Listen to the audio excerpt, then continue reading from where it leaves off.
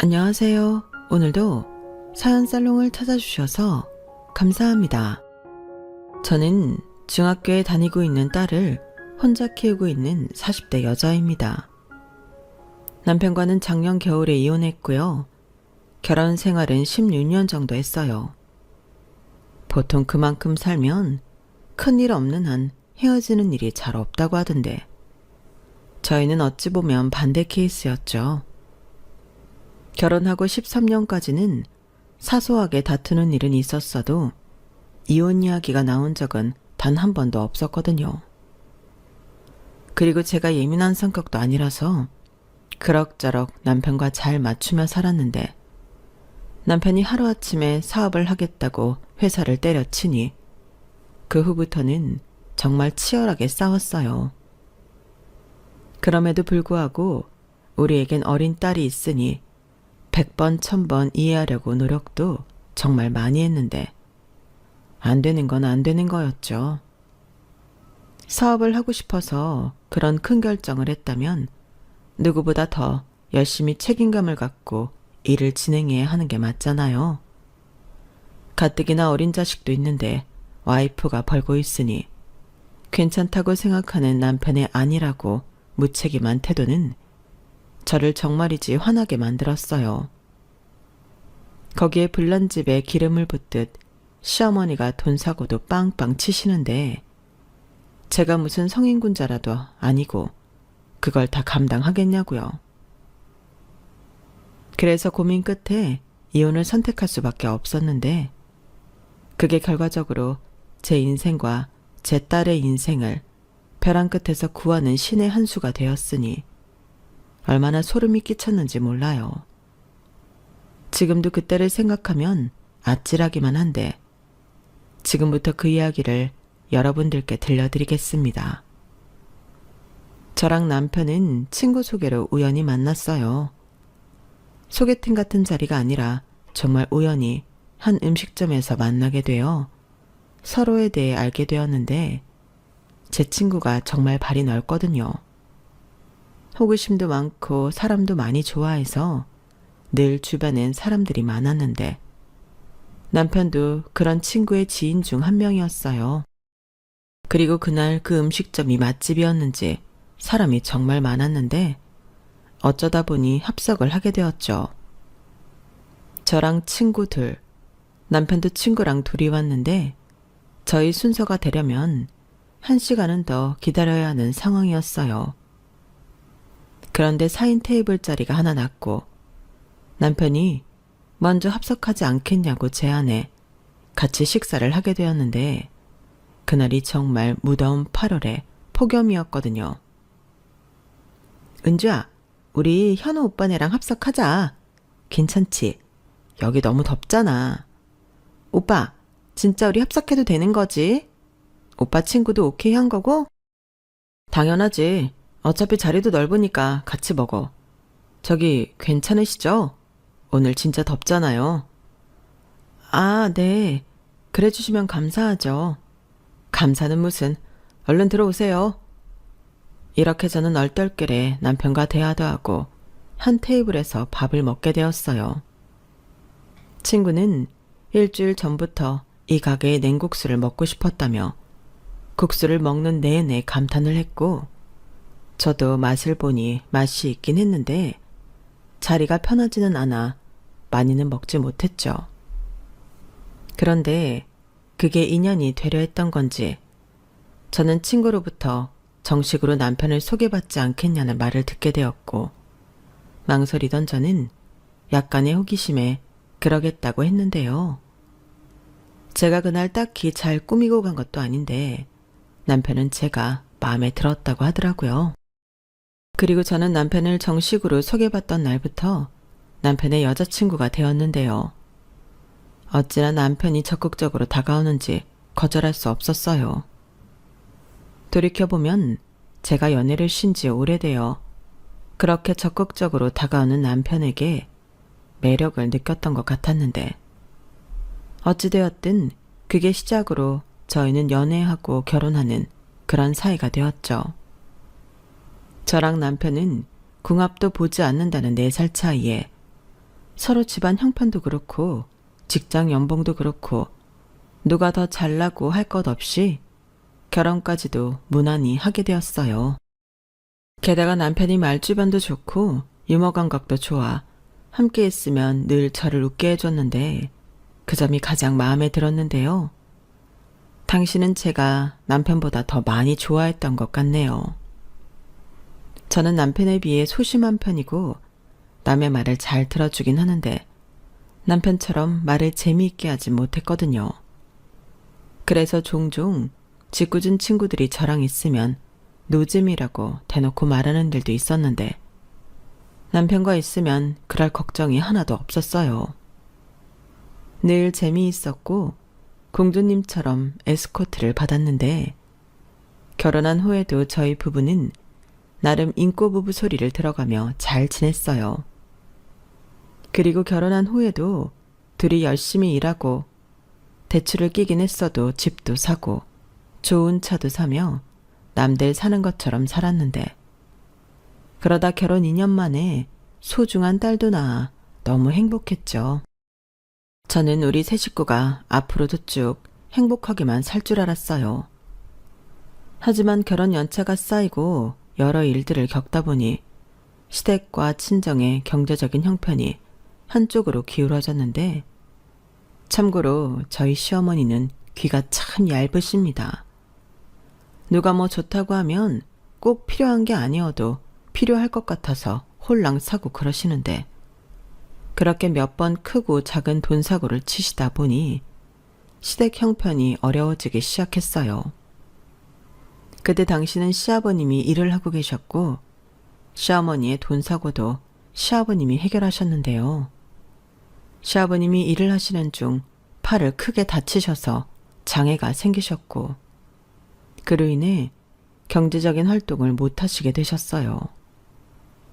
그러니 시댁 형편은 빠르게 나빠질 수밖에 없었는데 다행히 시아버님 앞으로 산재보험이 나오고 장애 수당이 나와서 입에 풀칠 정도는 하실 수 있게 되셨지만 그렇다고 그 돈으로 온전한 생활을 하시라고 할 수 없으니 저희가 매달 80만 원씩 생활비 보조를 해드리기로 했어요.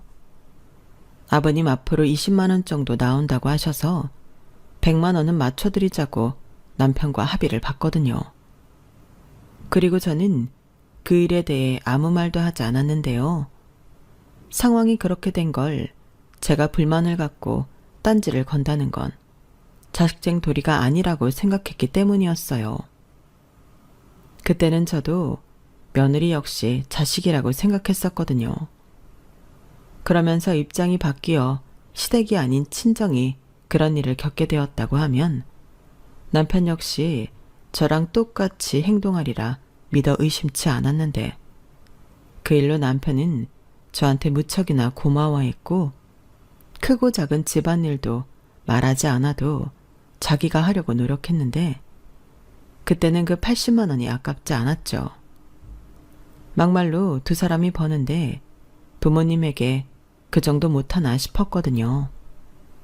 참고로 저는 결혼 전도 그렇고 결혼한 후에도 친정 부모님에게 용돈을 드린 적이 없었는데요. 지금 생각하면 저희 부모님에게 너무 죄송해요. 남의 부모한테 효도하라고 저를 낳고 키우고 시집 보낸 게 아닐 텐데 멍청하게도 친정보다 시댁을 늘 먼저 챙겼죠. 그 당시에는 그런 것도 몰랐고 제 스스로 착한 며느리병에 걸려 기꺼이 그런 호구짓을 했던 것 같아요. 그러다 8년 후 시아버님이 돌아가셨는데요. 시아버님은 장애가 생기고 난 후에도 할 수 있는 일이 있으면 늘 하려고 하시는 분이셨는데 그런 의욕이 화가 되어 그만 사고를 당해 그 길로 세상을 떠나셨죠. 저는 그런 시아버님이 너무나도 불쌍해 장례를 치르는 내내 마음이 좋지 않았어요. 물론 울기도 많이 울었죠. 그도 그럴 게 배운 게 없고 이렇다 할 능력도 없어 평생을 힘들게 사신 양반인데 그 때문인지 딸이 둘이나 있는데 부모를 살피는 딸은 한 명도 없었어요. 심지어 시아버님의 장례식에도 오지 않았는데 남편이 그러더라고요. 우리 누나들은 독해서 아버지 장례식이라고 해도 안 올 거야 라고 했는데 제가 알기로 시누이들은 시집가서 잘 사는 걸로 알고 있었어요. 그런데 자기 아버지 장례식에 올 리가 없다니 저는 이해할 수 없었는데 남편의 말은 틀린 말이 아니었어요. 시누이들은 분명히 연락이 갔을 텐데도 발이날 아침까지 장례식장에 모습을 보이지 않았는데요. 시어머니는 자기 딸 자식 없다고 생각하고 살면 그만이라며 서운한 모습을 감추지 못하시더군요. 하긴 저도 시누이가 있다는 말만 들었지 얼굴을 본 적이 없었거든요. 상견례도 그렇고 심지어 저희 결혼식에도 시누는 한 명도 오지 않았는데 보통 하나도 아니고 둘이 똑같이 독하긴 어렵지 않나요? 그래서 내심 속으로 제가 모르는 사연이 있지 않았을까 지금도 짐작만 해봅니다. 그리고 혼자가 된 시어머니는 아들에게 짐이 되고 싶지 않다시며 살던 곳에서 계속 사시겠다고 하셨는데요.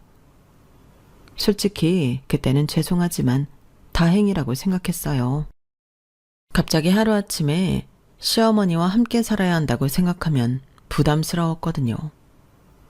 그런데 남편은 제 생각과는 달랐는지 자기 엄마를 설득하기 시작했는데 그때는 살짝 불안하긴 했어요. 그 집에 엄마가 어떻게 혼자 지내? 그러지 말고 거기 정리하고 올라와요. 됐어. 내가 가면 니들만 불편하지. 나는 네 아버지랑 살던 곳이 편하고 좋다. 내가 언제 도시 가서 살아봤깐? 그리고 나도 내 집이 편하지. 그래도 괜히 아버지 생각에 우울할 텐데. 아니야. 동네에 친구도 많고 엄마 괜찮아. 오히려 니들이랑 같이 살면 답답해서 우울증 걸리지. 정말 괜찮겠어요? 그렇대도 걱정하지 마라. 그렇게 정 네 엄마 걱정되면 전화나 자주 하고 놀러나 자주 와. 엄마는 그거면 되니까. 엄마도 참 당연한 소리를 해요. 그렇게 시어머니가 적극적으로 합가는 싫다고 하셔서 저는 안심할 수 있었는데 저도 속으로는 양심에 찔려 남편과 별도로 저 역시 시어머니에게 안부 전화도 자주 하고 연휴같이 쉬는 날이면 시어머니 댁에 내려가겠다고 생각했어요. 이렇듯 저는 저 나름대로 자식된 도리 며느리 도리를 하며 지내려 노력했는데 남편이 그렇게 무책임하게 변할 줄은 상상도 하지 못했었죠. 그렇다고 제가 그냥 지나가는 말로라도 사모님 소리를 듣고 싶다거나 명품 가방, 명품 옷을 걸치고 초호화 여행 같은 걸 하고 싶다고 한 적도 없었는데 남편은 바라지도 않는 호강을 시켜준다며 큰 소리를 뻥뻥 치더군요. 만약 남편의 말이 조금이라도 지켜졌다면 제가 이렇게 사연을 보내는 일도 없었겠죠. 저는 그저 남들 사는 것처럼 평범하게 살고 싶은 사람이었어요. 그저 열심히 노력해서 새 식구 걱정 없이 사는 것이 유일한 목표이자 바람이었는데 남편은 그 소박한 꿈까지 산산조각을 내버렸어요.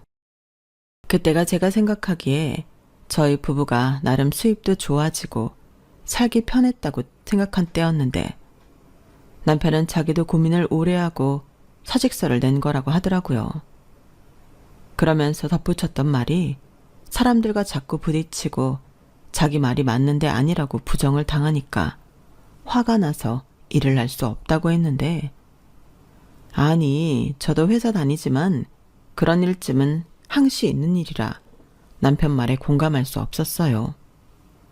하지만 남편은 제가 상상할 수 없을 만큼 심각했다고 호소했고 저에게 약봉투까지 내밀며 이렇게 얘기했는데요. 이거 보여? 이게 무슨 약이냐면 정신과 약이야. 나 진짜 장난 아니고 심각했어. 괜히 돈 400만 원 벌자고 정신병자가 될 순 없잖아. 그게 무슨 말이야. 정신병자라니. 그리고 이 정도로 심각했는데 왜 나한테는 그동안 말을 안 했어? 그야 자기가 걱정할까봐 그랬지. 알잖아. 내가 자기 얼마나 생각하는데. 그러니까 내가 사표 낸 거 이해해줘. 나 대책 없이 사표 낸 거 아니야. 사업 아이템도 있고 자신도 있어. 그러니까 나 믿고 자기가 조금만 기다려주라. 저는 남편의 말에 더는 아무 말도 하지 못했어요.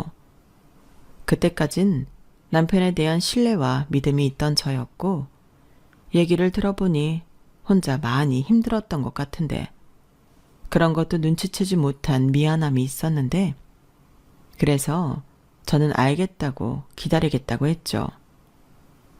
저는 그게 아내로서 해줄 수 있는 최선이고 남편을 향한 제 사랑이라고 생각했어요. 하지만 남편은 그런 저를 이용했고 점점 무책임하게 변해갔는데 말로는 사업 아이템을 연구하고 있다고 했지만 늘 집에서 게임이나 하는 한심한 행동을 했어요.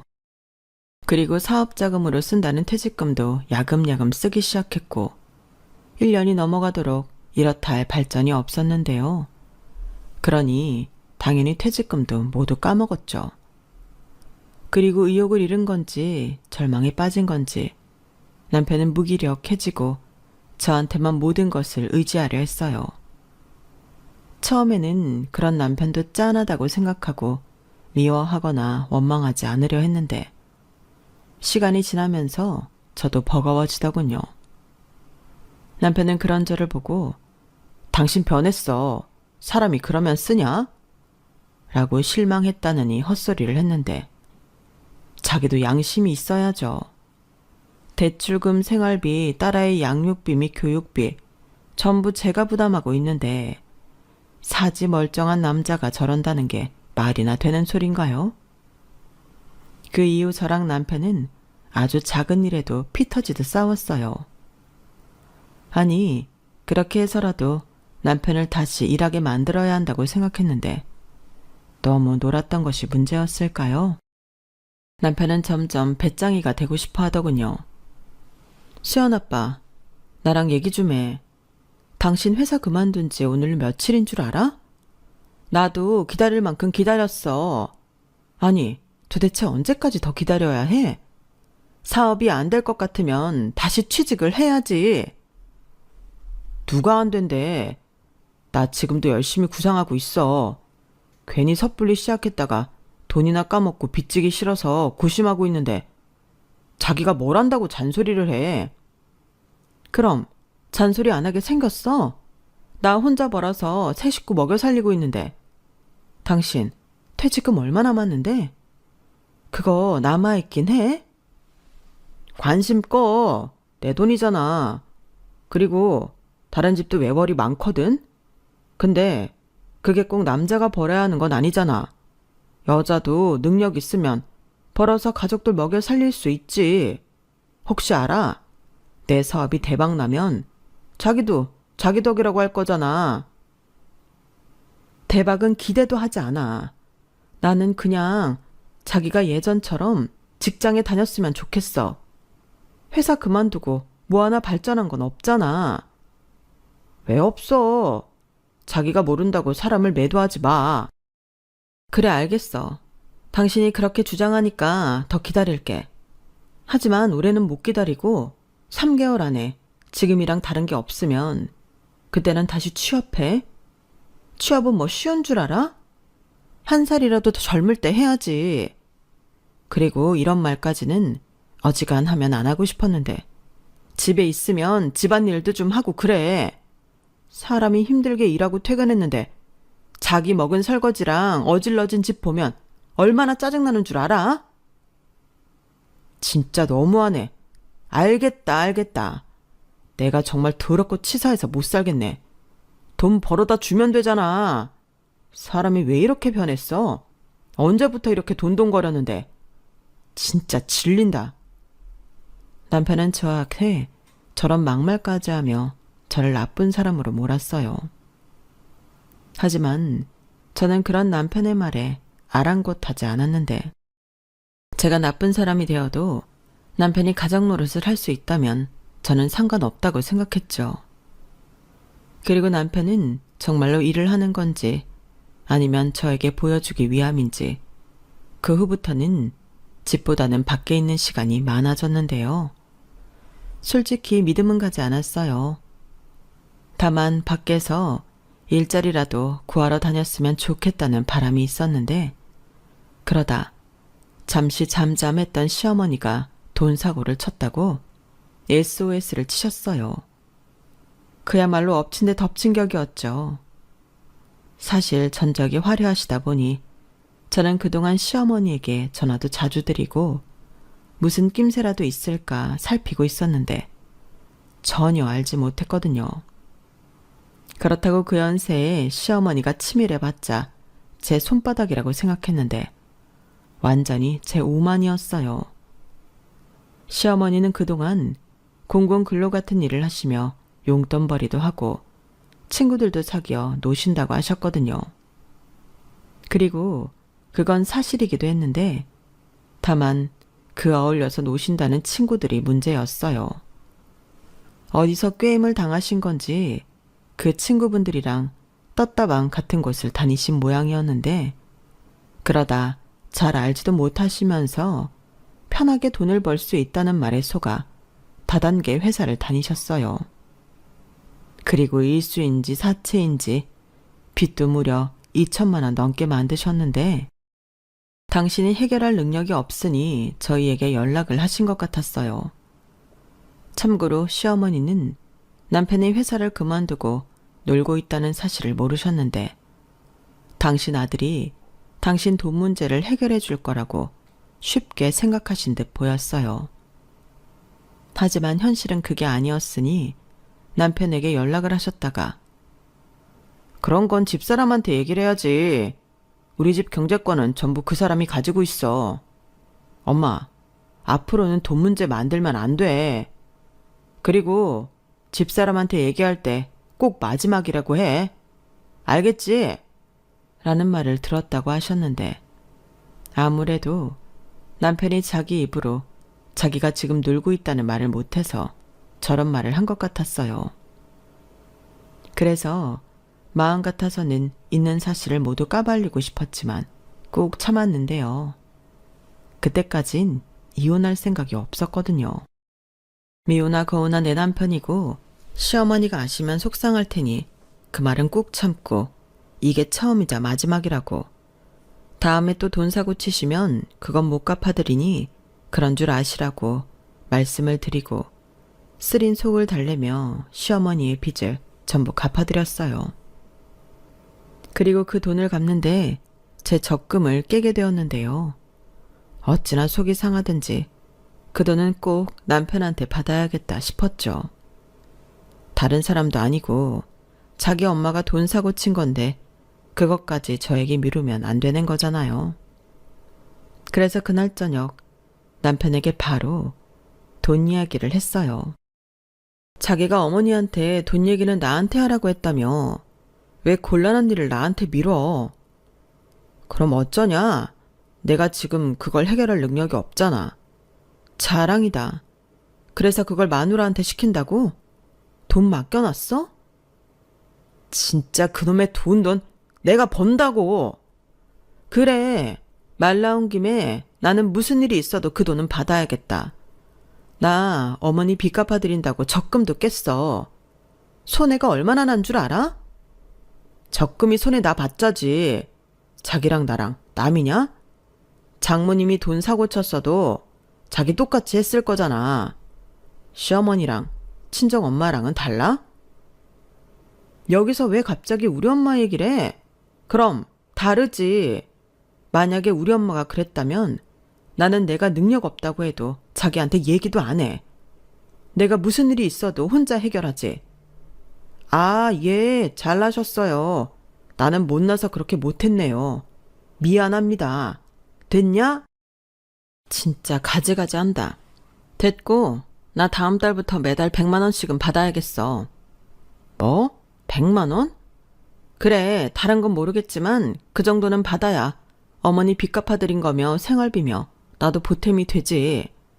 그동안은 내가 전부 다 부담하고 살았잖아. 자기 1년 넘게 공짜로 산 거 알지? 이젠 하다하다 집주인 행세까지 하냐? 왜 매달 월세랑 생활비까지 달라고 하지? 그래, 그래서 100만 원씩 달라고. 왜? 그게 많아? 우리 집에서 지금 나가는 고정 지출금이 얼만데 그게 많아. 나가서 막노동을 하던 대리운전을 하던 100만 원은 제 날짜에 줘. 남편은 저의 단호한 말에 아무 말도 하지 않았어요. 얼굴을 보니 단단히 삐친 듯 보였고 저는 그게 제 진심이었기 때문에 물러서지 않았어요.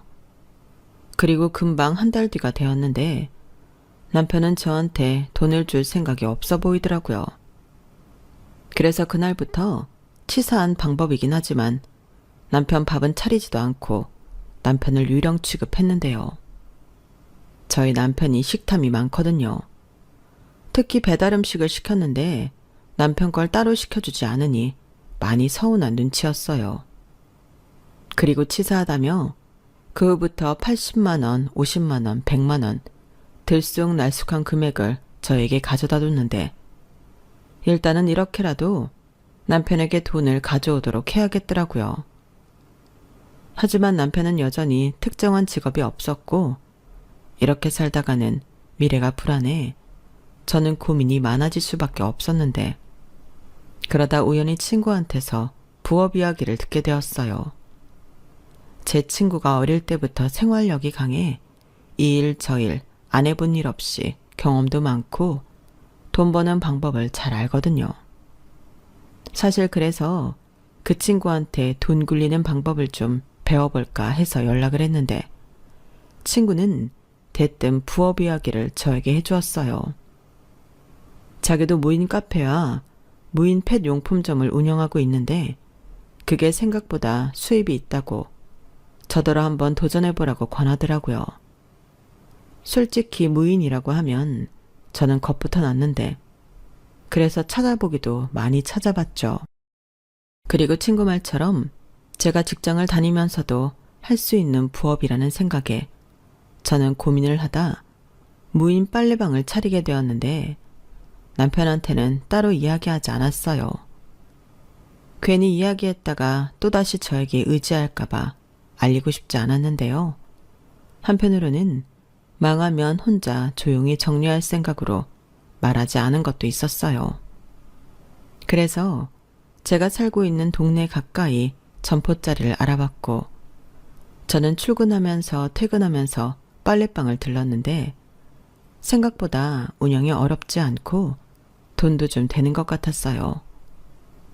친구는 카페를 제안했지만 저는 자판기를 가져다 놓고 빨래를 기다리면서 음료수와 간식 같은 걸 뽑아 먹게 했는데 가격도 만만해서인지 이래저래 수입이 쏠쏠 하더라고요. 그렇게 무인 카페에서 생기는 수입이 월 200만 원 정도는 됐어요.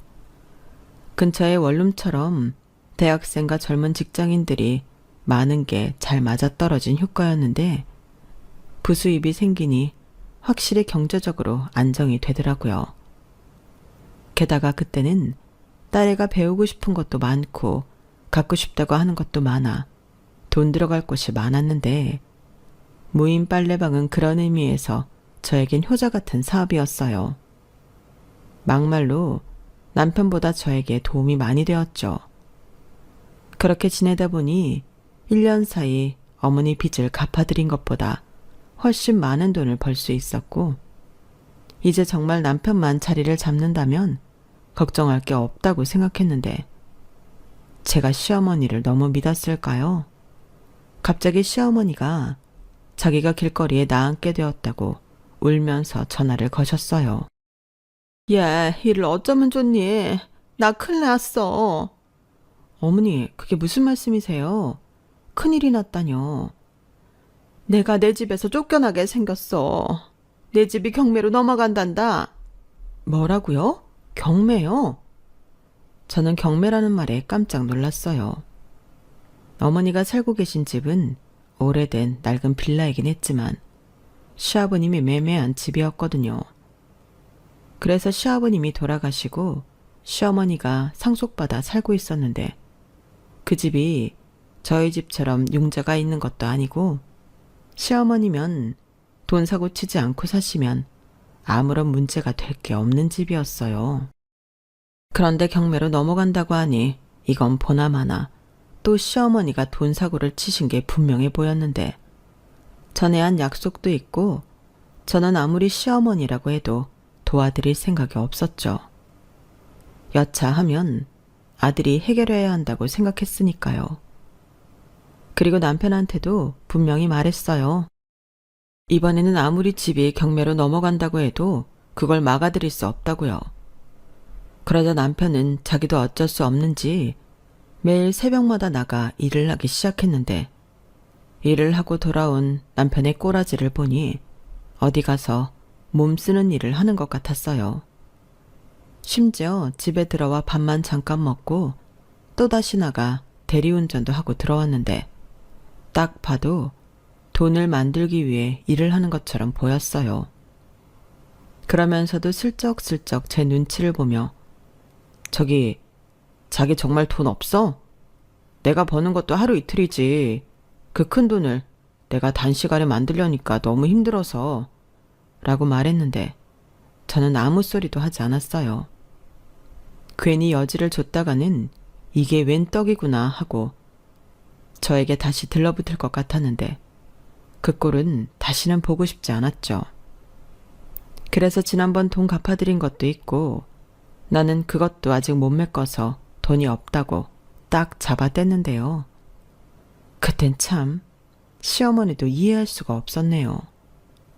연세가 적지도 않으신데 무슨 돈 욕심이 있다고 그렇게 계속 돈 사고를 치고 다니시는지 자식된 입장에서 답답하기만 했는데 나중에 시어머니가 저에게 그러셨어요. 자기도 자식한테 도움이 되고 싶어 그랬다고요. 그런 말을 들으니 또 한편으로는 이해도 됐는데 그래도 자기 능력 밖이라고 생각하면 알아서 절제를 하셔야지. 있는 돈을 까먹는 것도 아니고 없는 돈을 빌려서 큰 돈을 벌어보겠다고 생각한 그 자체가 잘못이라고 저는 바른 소리를 했어요.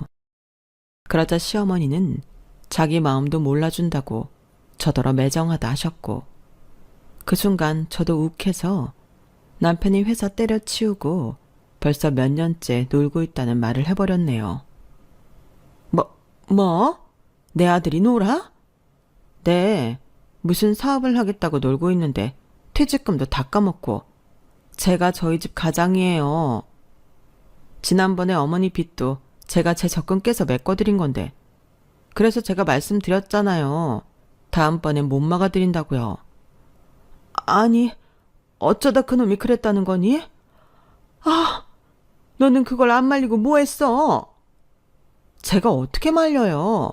저랑 상의도 하지 않고 저질렀는데 그래도 어머니 도인 해결한다고 요즘은 밖에 나가서 일도 하고 그래요.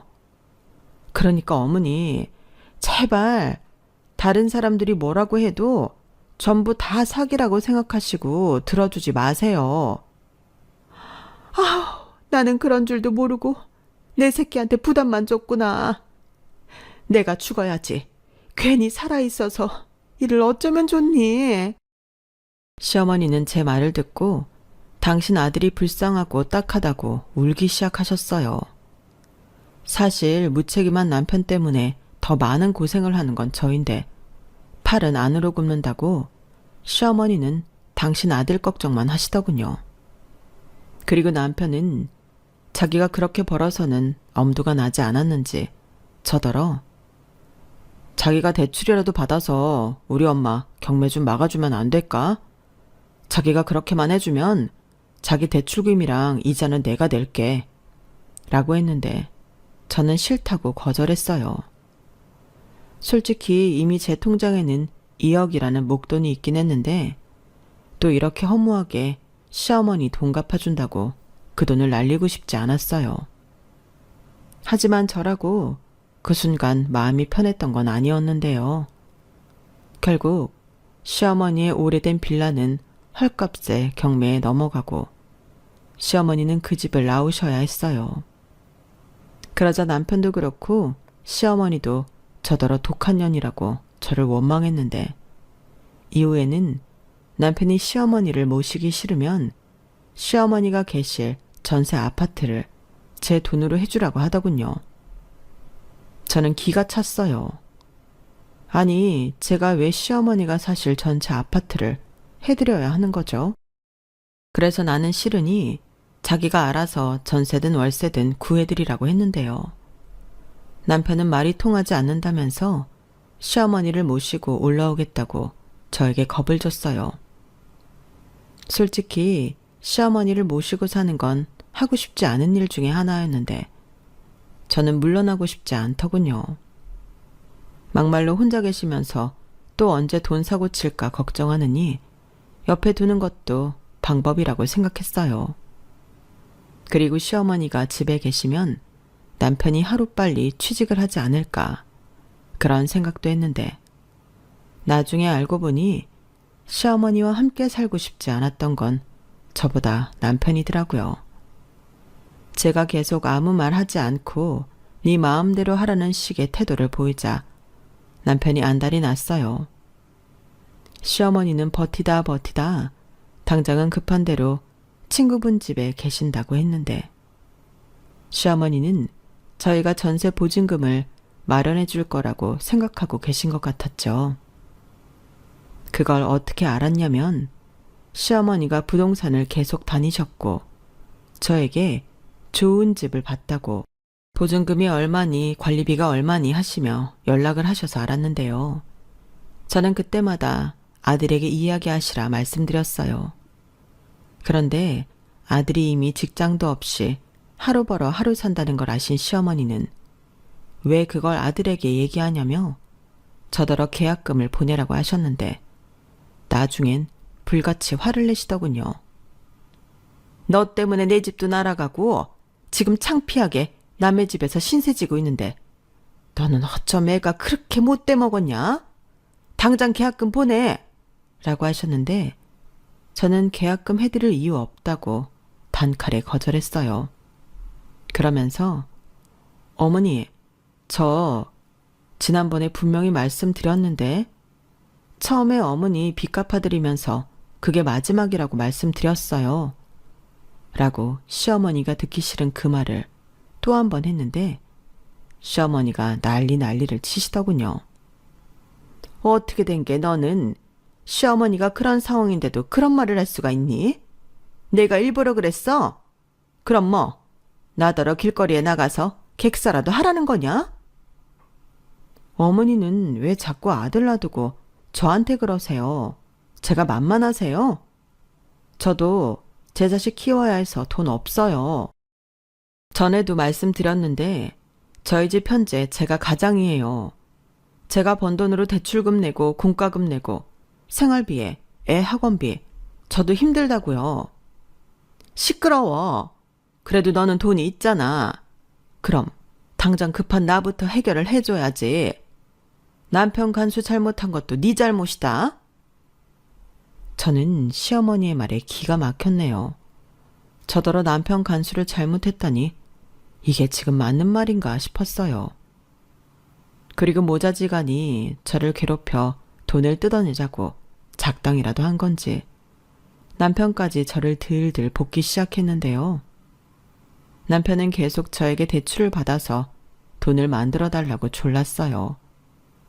자기는 신용이 없어 대출을 못 받는다며 저에게 계속 푸시를 했는데 기가 막힌 건 그 와중에도 시어머니가 정신을 못 차리고 핸드폰으로 무슨 소액 결제를 하시는지 핸드폰 요금이 100만 원 넘게 나왔다 하더군요.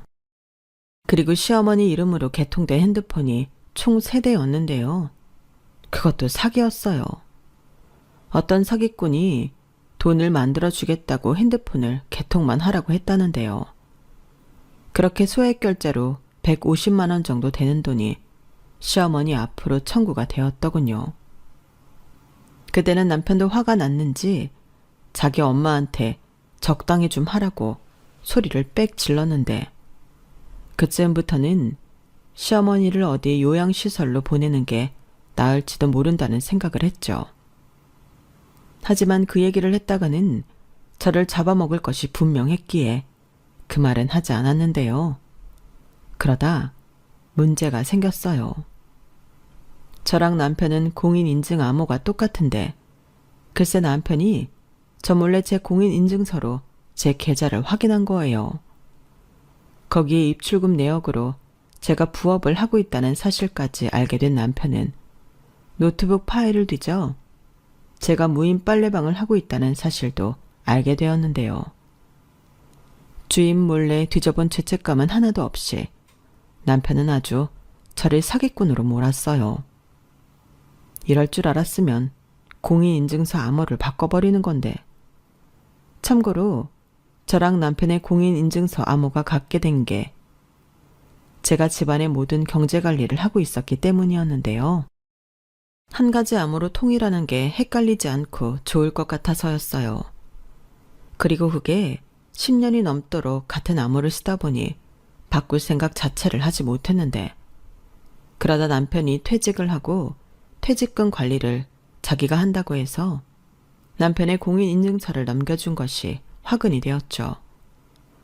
저는 남편이 차마 제 계좌를 자기 마음대로 열어볼 거라고는 생각도 하지 못했거든요.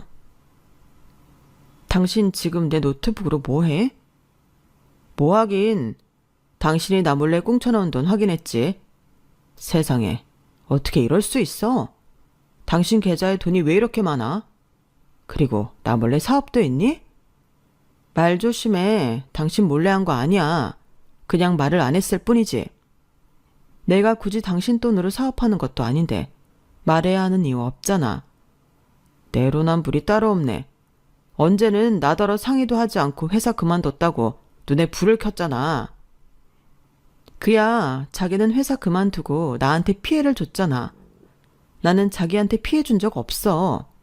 오히려 내가 이렇게 벌어서 우리 집 대출금 내고 돈 걱정 없이 잘 먹고 살잖아. 진짜 뻔뻔하다.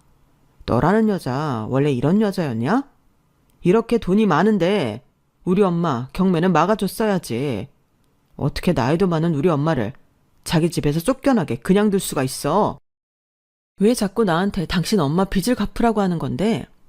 나는 지난번에도 갚아드렸고 더는 그럴 이유가 없어. 막말로 내가 시집 올 때 뭐라도 받았니? 오히려 우리 친정에서 신혼집 얻을 때 보태라고 4천만 원 해줬지. 그야 상황에 따라 그럴 수도 있는 거고. 아 몰라. 어쨌든 이건 너무 괘씸해. 나 몰래 딴 주머니 차고 있었잖아. 듣자 하니 기가 막힌다. 딴 주머니? 내가 벌어서 내가 갖고 있는 것도 딴 주머니라고 부를 수 있는 거야? 나는 내가 벌어서 내 새끼 키우고 우리 가족 편하게 살게 하고 싶었어. 그것도 딴 주머니에 들어가는 거야? 됐다. 진짜 사람이 왜 그러냐? 우리 엄마가 살면 얼마나 산다고. 어차피 우리 엄마 돌아가시면 그 빌라도 우리 앞으로 올 텐데. 그럼 손해라고 볼 것도 아니었잖아. 효도도 하고 부동산도 생길 일이었는데 당신이 다 날린 거야. 효도? 왜 효도는 항상 자기 엄마한테만 해야 하는 건데? 그리고 그 집 막아들였어도 어머니는 계속 돈 사고 치셨을 거야. 그러다 결국에는 날아갔겠지. 그럼 내가 그거 물려받겠다고 얼마를 써야 해? 그 낡아빠진 빌라를 얼마에 가져와야 하는 거냐고. 나는 앞으로 당신 엄마 돈 사고 친 거 해결해 줄 생각 1도 없어. 그러니 효도하고 싶으면 당신이 벌어서 당신 돈으로 해. 지금 시어머니 집도 그래. 월세든 전세든 자기가 하라고. 정작 우리 집 대출금은 한 달에 얼마씩 나가는지 알기는 하니? 내가 그딴 걸 왜 알아야 하는데? 어차피 네가 내는 거잖아. 그리고 앞으로 나한테 돈 얘기하지 마. 돈도 많으면서 왜 나한테 돈동거려. 나는 앞으로 내가 얼마를 벌든 당신한테는 10원도 주지 않을 거니까 그런 줄 알아. 훅혀. 그럼 왜 같이 사는 건데? 그럴 거면 깨끗하게 이혼해. 저는 그때 처음으로 제 입으로 이혼 소리를 했어요.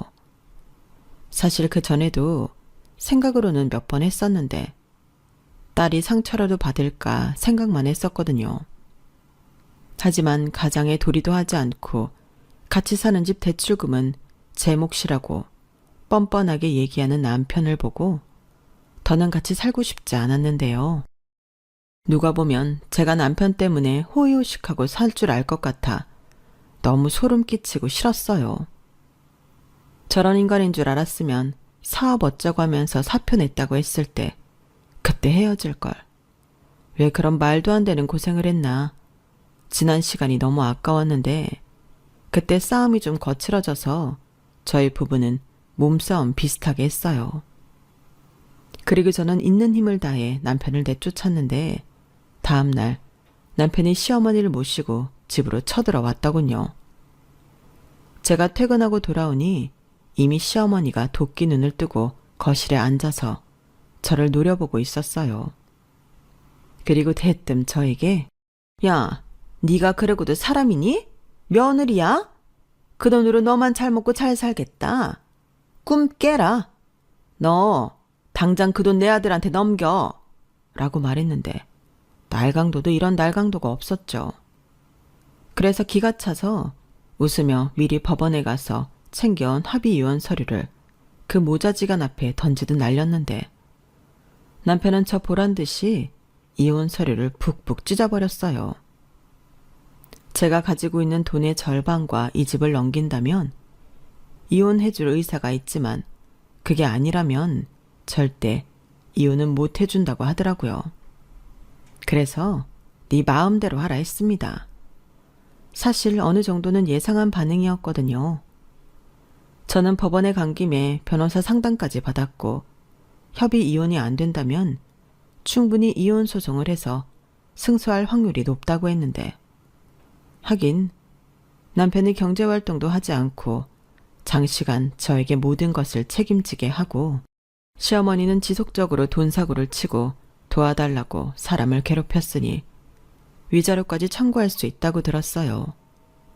거기에 아직 아이가 미성년자이기 때문에 양육비 또한 받을 수 있다고 그랬는데 상담만 받았을 뿐인데도 저는 이혼이 너무 하고 싶었어요. 그냥 보기 싫은 사람들 안 보고 편하게 살고 싶었거든요.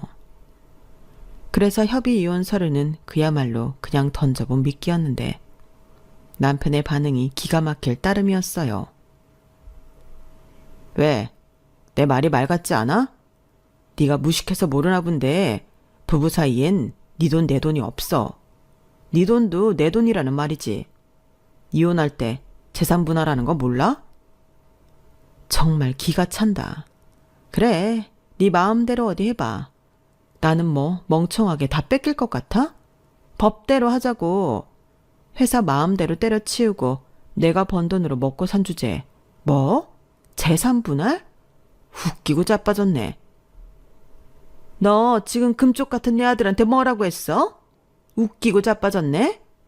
너 돈 좀 있다고 내 아들 무시하는 거야 뭐야? 무시하는 거 맞아요. 뭐 능력이 있든 인성이 바르든 하나는 있어야 무시를 안 하죠. 그리고 어머님도 저한테 이러시면 안 돼요. 어머니도 계속 돈 사고 치시고 저희 이혼하는데 일조하셨거든요. 뭐야? 저는 더 이상 할 말 없고요. 이 집의 지분은 제가 더 많기 때문에 두 사람 나가요. 안 그러면 경찰 부를 테니까. 그래, 불러. 이 집이 네 집이야. 나도 엄연의 자격이 있어. 그래, 불러서 나도 답답한 속 하소연이라도 하자. 네가 얼마나 무책임한 사람인지 남한테 들어야 정신을 차리지. 신고는 네가 할까 내가 할까? 지금 생각해보면 저는 그때 너무 화가 나서 이성의 끈을 놓친 듯 했어요. 무서울 게 하나도 없다는 게 그런 거더라고요. 마침 딸애가 학원에 가서 이런 꼴을 보지 않아 다행이지. 딸에게 이런 모습까지 보여줬다면 저는 정말 미쳤을지도 모르는데 그날은 남편이 봐도 제가 심상치 않아 보였는지 순순하게 자기 엄마를 데리고 집을 나가더군요. 그러면서 너 두고 봐. 내가 가만두지 않을 거니까.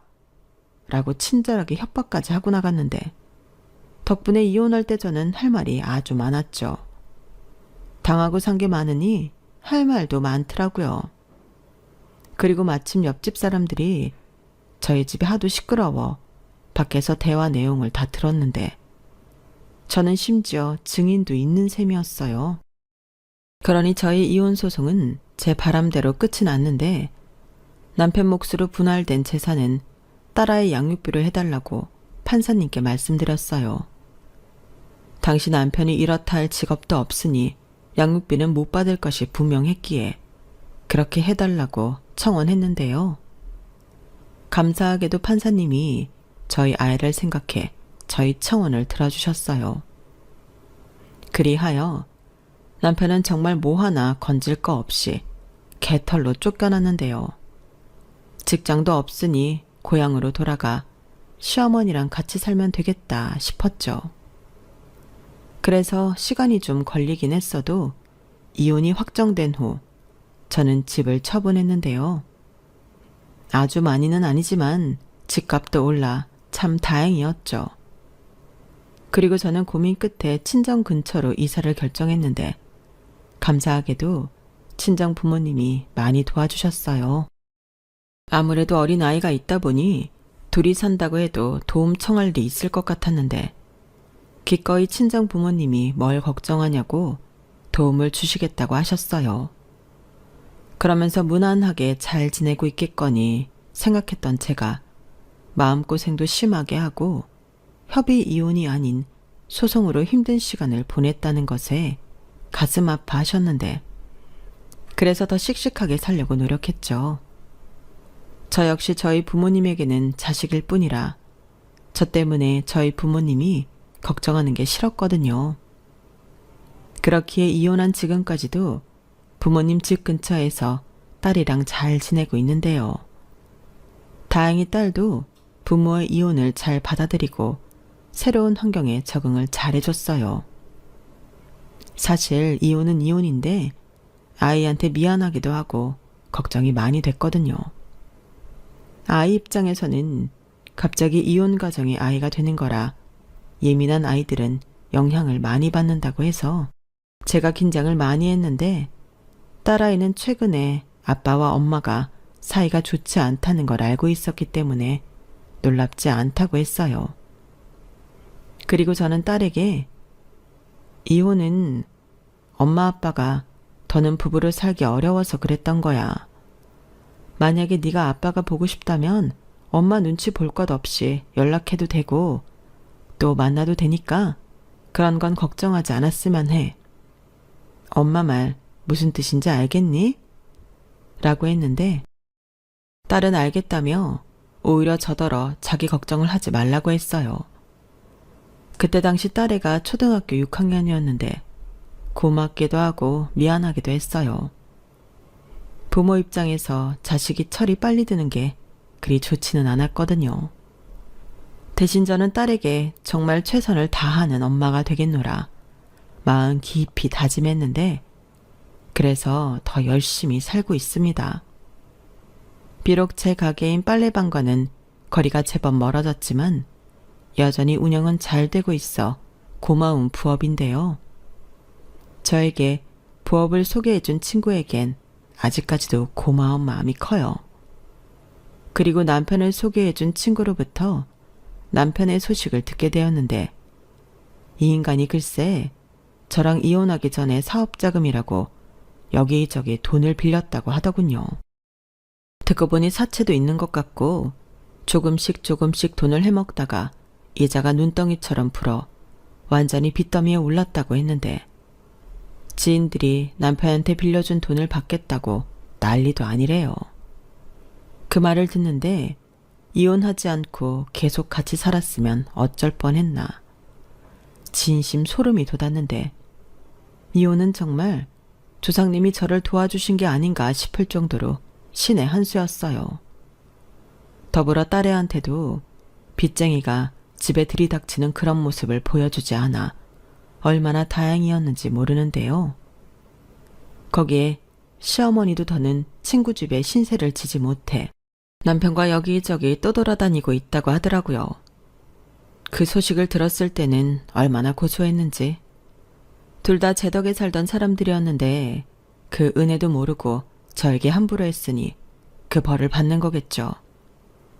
그렇게 생각하면 억울하고 분했던 마음도 조금은 괜찮아지는 것 같았는데 무엇보다 지금의 평화롭고 조용한 생활이 너무 행복해요.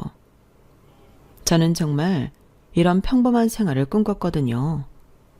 아니, 도대체 남편은 왜 갑자기 사업을 하고 싶다고 사람이 한순간에 변한 걸까요? 저는 지금도 그걸 모르겠습니다. 뭐, 지금은 궁금하지도 않은데, 부디 더는 망가지지 않고 딸을 생각해서라도 정신 차리고 살았으면 좋겠네요. 이상 제가 들려드리고 싶었던 제 사연은 여기까지였어요. 길다면 길고 짧다고 하면 짧은 결혼 생활이었는데 짧은 시간에 너무 많은 일을 겪지 않았나 제 자신이 조금은 측은해지네요. 앞으로는 제 행복도 좀 챙기면서 살아야겠어요. 그럼 지금까지 제 사연 읽어주시고 들어주셔서 대단히 감사드리고요. 늘 건강하시고 행복하시길 바라겠습니다. 안녕히 계세요. 여러분, 사연 댓글에 응원과 현명한 조언 부탁드려요. 좋아요와 구독은 저에게 큰 힘이 됩니다. 오늘도 좋은 일 가득하세요.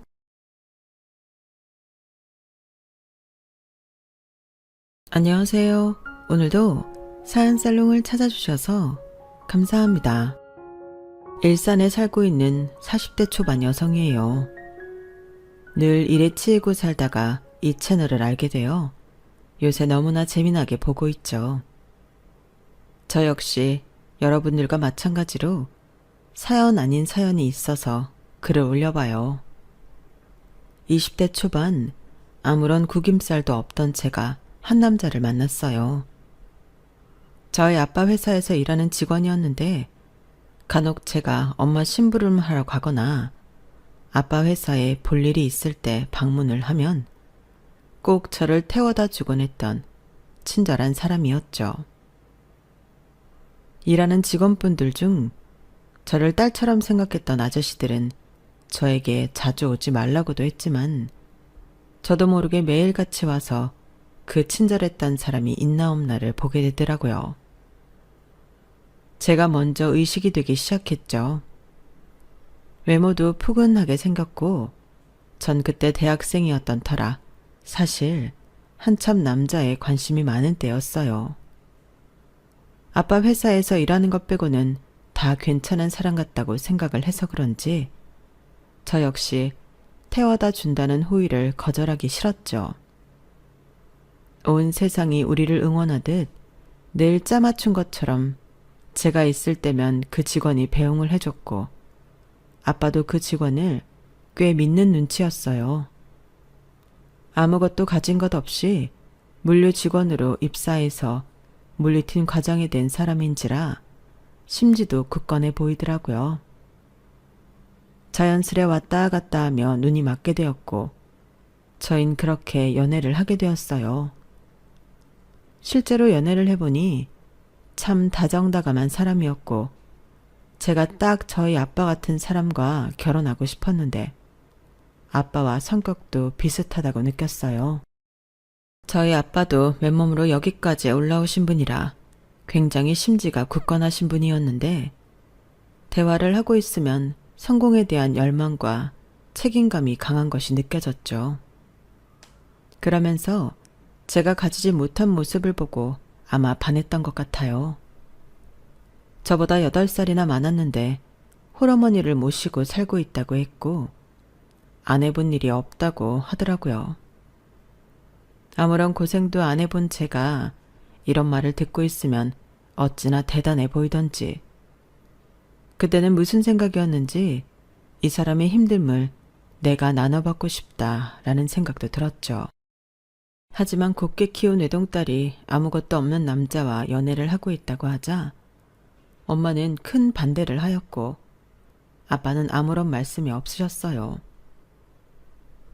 네가 앞날이 창창한데 지금 결혼을 하겠다는 거야? 엄마, 여자가 결혼해서 아이 낳고 가정 꾸리고 사는 게 최고의 행복 아니야? 엄마도 그렇게 살고 있잖아. 그건 엄마 시대니까 그런 거지. 네가 뭐가 아쉬워서 벌써 집에 들어앉으려고 해. 그리고 홀어머니를 모시는 사람한테 그 사람 환경이 그 사람 잘못은 아니잖아.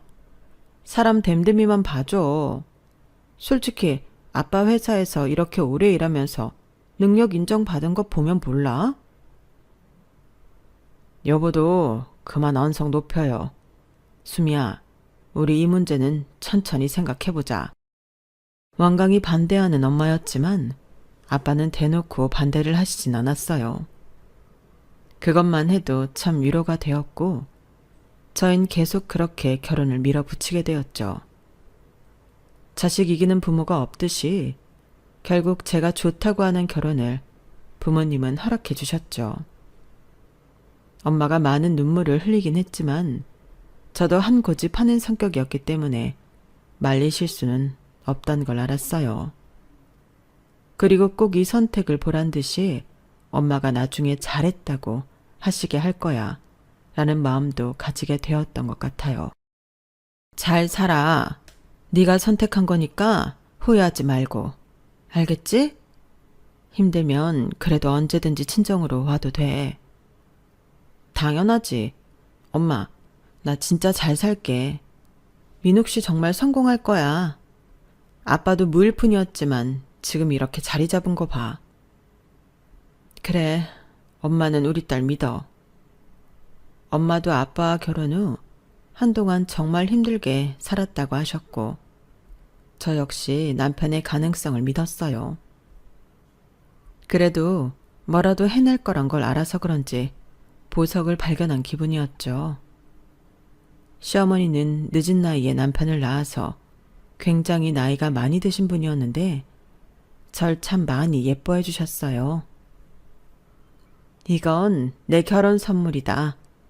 우리가 사는 형편이 이래서 해줄 건 없고 여기 그래도 쏠쏠할 거야. 내 금붙이랑 너한테 새로 해주는 금붙이거든. 어머, 어머님 정말 감사해요. 어머님은 결혼 선물이라며 본인이 가지고 있던 폐물과 새로 금은부화를 해주셨어요. 남편이 사는 형편이 그렇게 좋지 않았다는 걸 알았기 때문에 이렇게 해주시려고 한 마음 자체가 너무 감사했죠. 내 며느리가 그래도 꼴랑 너 하나인데 내가 빚을 내서라도 이 정도는 해줘야지. 거봐 자기야. 우리 엄마가 자기 진짜 생각하지? 모녀처럼 지내면 돼. 친정엄마도 시댁에 기대하는 건 없었지만 그래도 시어머니가 본인의 폐물이며 다른 것들을 주셔서 조금은 마음이 누그러지셨어요. 받아서 좋다고 하는 게 아니라 그래도 이렇게 네 생각을 해주셔서 좋다는 거. 알지. 엄마, 나 잘 살게.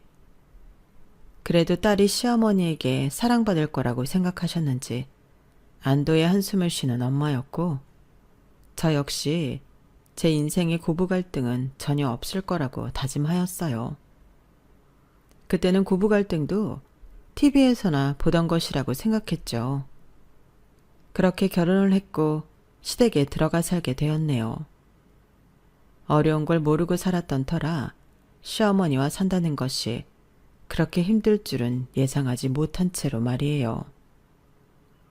처음엔 저를 공주처럼 대해주던 시어머니는 점차 변하기 시작하였어요. 너 옷이 그게 뭐니? 아무리 요즘 애들이라고 해도 바지가 너무 달라붙는 거 아니야? 아, 스키니라고 해서 유행하는 바지거든요. 이상할까요? 그래도 결혼한 유부녀가 당장 갈아입어라. 네. 아무리 시내가 변했어도 그렇지 어디서 시어머니 사는 곳에 저런 옷을 입고 다녀? 너 그렇게 우녀우녀 자라서 어떡할래? 우리 아들 밥이나 제대로 해줄 수 있겠니? 노력하고 있어요. 절 딸처럼 생각하신다는 시어머니는 사사건건 제가 입는 옷, 액세서리, 머리 스타일까지 간섭하셨어요. 처음으로 누군가에게 간섭을 받으려니 여간 답답한 게 아니었는데 남편에게 이런 소리를 하려고 하면 남편은 저를 꾸짖더라고요. 엄마 말이 맞는 말이긴 하지. 솔직히 결혼했는데 옷도 좀 아줌마처럼 입고 다녀야 하는 거 아니야? 요즘에 결혼했다고 누가 그렇게 아줌마처럼 하고 다녀. 오빠 왜 그래? 그냥 우리 엄마 말 들어서 나쁠 게 없다는 거야. 언제는 공주처럼 대접해준다면서 이게 공주야? 결혼을 했으면 어느 정도 맞춰나가긴 해야지. 어떻게 네가 하던 대로 살래? 그건 맞는 말이지만 그래도 어머님이 너무 쌀쌀 맞으시니 그런 거지. 네가 아무것도 못하니까 그렇지. 그게 무슨 소리야? 솔직히 아무리 외동딸에 금수저라지만 밥 한 번 안 해봤다는 게 말이 되냐? 난 밥 없이 못 사는 사람인데 그러니까 엄마도 화가 나시는 거야. 오빠 말 진짜 웃기게 한다. 내가 밥 해주려고 결혼한 거야? 저도 대학을 졸업하고 나름 회사를 다니고 있던 터라 밥에 목숨 거는 시어머니와 남편이 이해가지 않았지만 그래도 결혼을 했으니 최대한 남편에게 맞춰주려고 했어요. 하지만 매번 잔소리를 듣게 되었죠. 8살이나 많은 남편은 절 늘 어린애 취급하며 말을 하였고 그에 더불어 시어머니도 늘 한 소리 덧붙이셨어요. 행복하려고 한 결혼 생활이지만 선생님과 사는 느낌이 들어 숨이 막힐 때도 있었죠. 그리고 남편한테도 이런 소리를 들으니 옷 입는 스타일마저도 변하게 되더라고요. 밥을 사 먹을 때면 생전 안 하던 소리까지 하시는 시어머니와 밥을 같이 먹기도 힘들었어요. 남들은 부자 처가 얻으면 뭐 명함이라도 하나 파준다는데. 그게 무슨 말씀이세요? 아니 맞잖니. 네 남편이 다니는 회사, 어미는 네 아빠 회사 아니냐? 그럼 사위가 하나인데 자리는 하나 해줘야지. 저희 아빠 그런 거는 개의치 않아 하시는 분이세요. 공평하시거든요. 당신도 알잖아. 결혼 전에 아빠가 우리 회사는 무조건 능력제라고 하셨던 거. 그래도 사위가 하나인데 진짜 그럴 줄 몰랐지. 당신도 그래서 사원에서 지금까지 올라온 거 아니야? 아마 잘하면 더 잘해주실 분이지 모른 척 하실 분은 아니셔. 이렇게 답답해서요, 원. 딸이 너 하나고 그럼 이 집에 사위가 우리 아들밖에 더 있어? 본인 영정 사진 들어줄 사람이 우리 아들인데 그 정도도 못 해준다니? 그래, 내가 일을 못하는 것도 아닌데. 결혼하고 얼마 안 있다 이런 소리를 들으니 당황스럽더라고요. 나이가 어렸지만 그래도 친정 부모님이 알아서 하실 문제라고 생각했고 저 역시 아빠의 회사보다 제 능력으로 성공하고 싶었기에 제 남편을 부추길 생각을 못했거든요. 하지만 계속해서 이런 눈치는 계속되었어요. 오늘 왜 이렇게 기분이 안 좋아? 내가 그럼 좋게 생겼냐? 솔직히 장인어른 너무 무시하시는 거 아니야? 내가 사위인데 어떻게 나보다 한참 늦게 들어온 놈을 진급시켜주냐고. 아, 그랬어? 아빠도 생각이 있으시겠지. 진급에서 밀린 남편이 집에 와 저에게 볼멘 소리를 해대기 시작했고 문 밖에서 그 소리를 들은 시어머니는 문을 벌컥 열고 저에게 한 소리 하셨어요. 네 엄마 아빠 웃긴다 아주. 아들 하나도 없는 사람들이 왜 이렇게 유세야? 어머님, 유세라뇨. 맞잖아. 내 말이 틀려? 나중에 관짝 들어줄 사람 생각하라고 해. 어머님은 또다시 장례 타령을 하며 막말을 하였어요. 결혼 전 보지 못했던 일들을 보게 되니 마냥 행복하진 않더라고요. 일찍 결혼했던 터라 주변에 털어놓을 지인들도 없었고 그저 결혼 생활이 이런 것인가 싶은 마음으로 살았어요.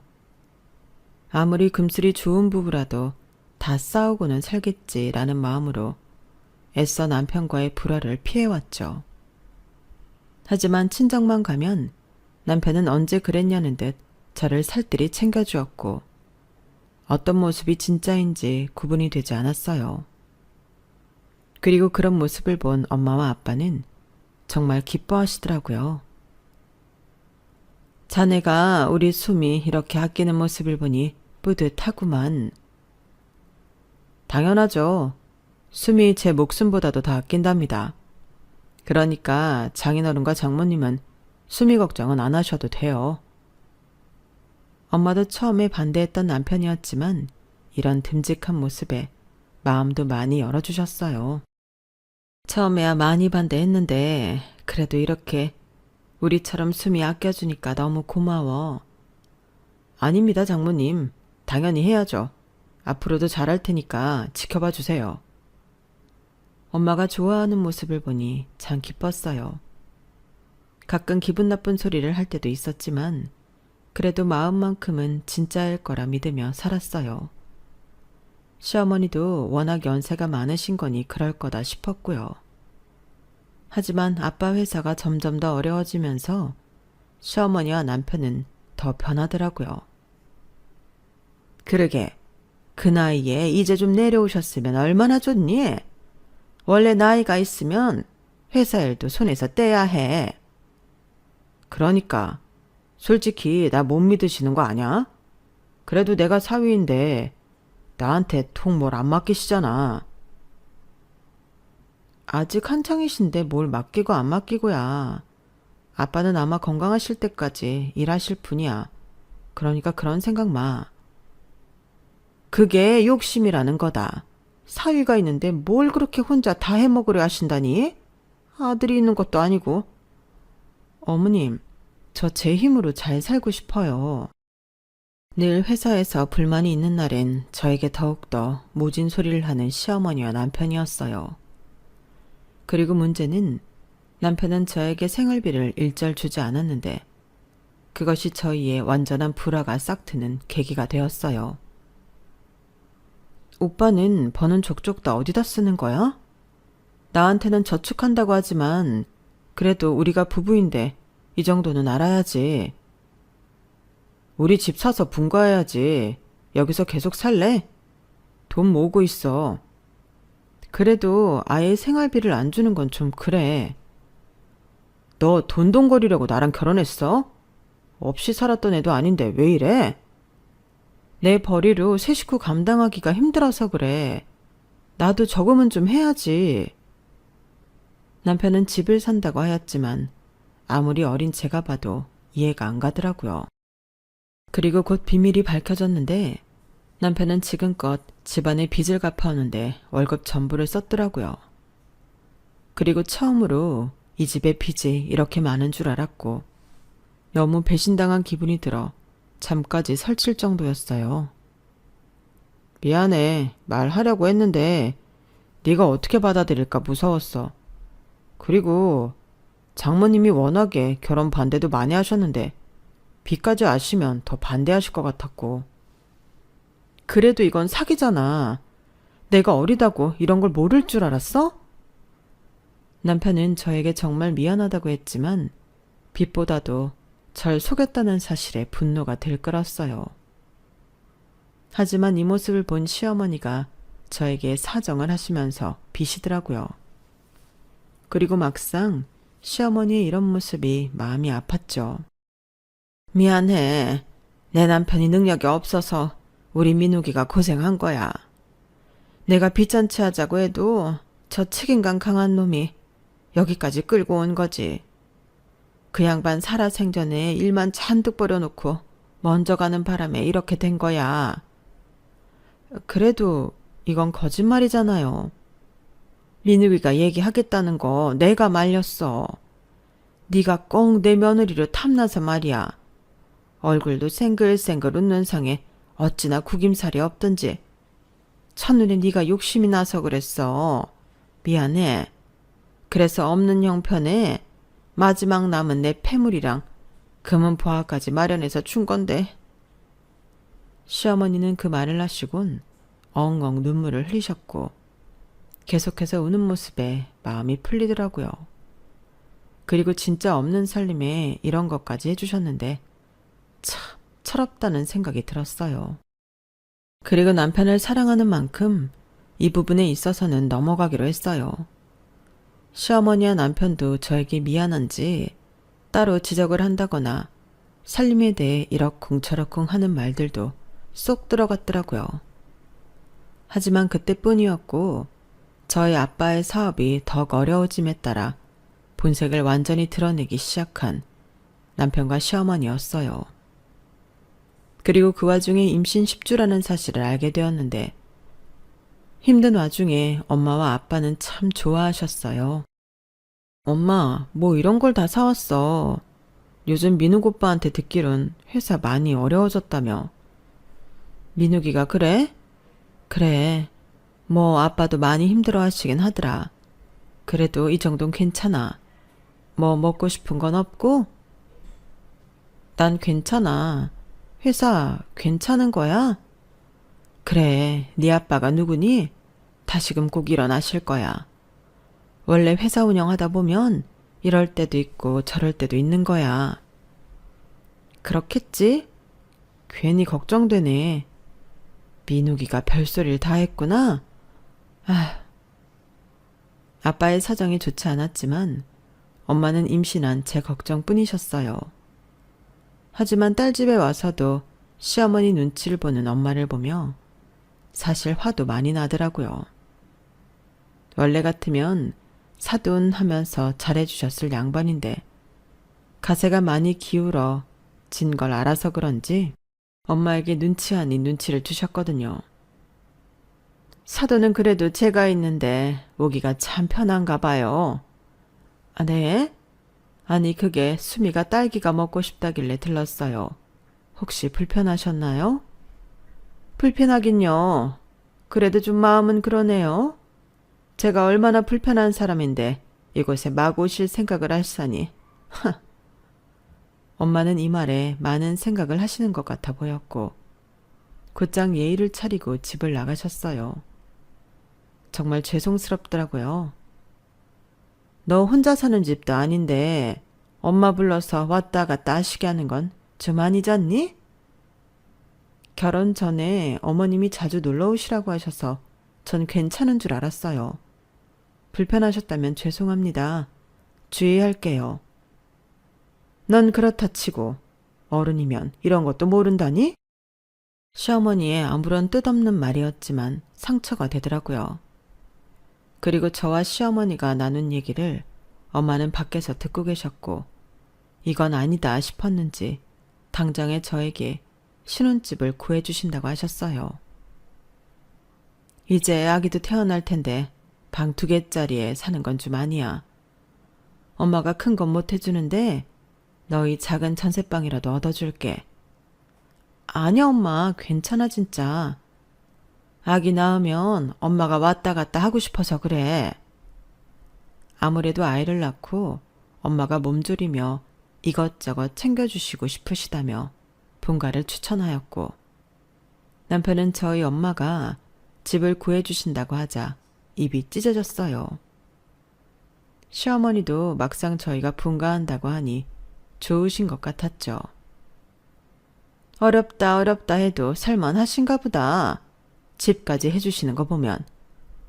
아니요, 힘드세요. 작은 전세 하나 구해주시는 거고요. 아무래도 아이도 낳고 해야 하니. 그래도 역시 능력 있으셔. 내가 지난번에 혹시 말한 게 기분 나쁘셨을래나? 시어머니는 저희 집이 어렵다고 해도 역시나 살만하다며 좋아하셨고 오히려 본인이 그때 엄마한테 신뢰를 한 게 아니냐며 걱정하셨어요.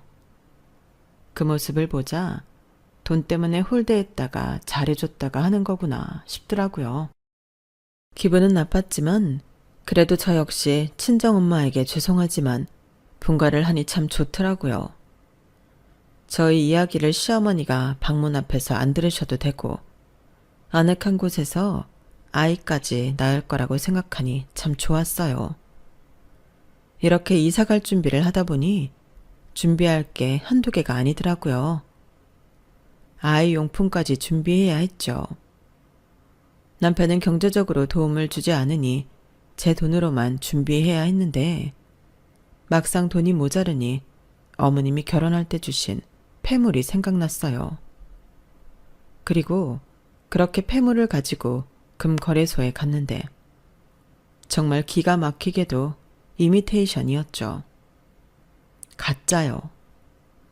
거래소에서 나와 한참을 멍 때리다 집으로 향했고 남편에게 이 사실을 말하니 남편도 알고 있었다는 듯 당황하더라고요. 너는 뭘 그런 걸 팔러 가보냐. 없으면 없는 대로 사는 거지. 그리고 엄마가 오죽하셨으면 그랬겠어? 뭐? 진짜인 척하고 주셨잖아. 그리고 없으면 그냥 안 주시면 되는 거지. 와, 너 진짜 말 기분 나쁘게 한다. 우리 엄마 무시하는 거야? 오히려 저보고 진짜 금이 아니어서 시어머니를 무시하냐는 남편이었고 너무 황당하더라고요. 하도 화를 내는 바람에 더 이상 따지지도 못했어요. 아무리 없이 사시는 형편이라지만 저희 엄마 아빠와 비교가 되더라고요. 사실 저희 엄마가 해주신 신혼집은 전세라고 했지만 노후에 부모님이 모든 걸 정리하고 둘만이 살아갈 집이었는데 말이죠. 지금 사는 집은 아무래도 유지 비용이 많이 나갔기 때문에 엄마는 아빠가 일을 정리하시면 이곳에서 사실 생각을 하시고 집을 해놓으신 것이더라고요.